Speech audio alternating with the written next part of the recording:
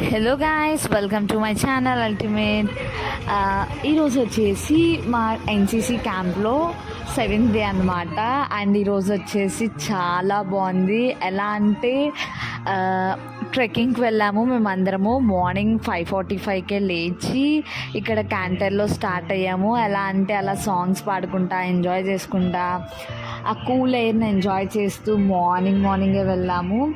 And అక్కడ first వచ్చేసి కొంచెం స్ట్రెయిట్గా ఉంది, తర్వాత స్టెప్స్ ఎక్కాము, తర్వాత స్లాంటింగ్స్ అండ్ కొన్ని కేవ్స్ అయితే కనిపించాయి. ఆ తర్వాత ఓన్లీ మొత్తం 2 ways కాస్త 1 way సింగిల్ వే అయిపోయింది.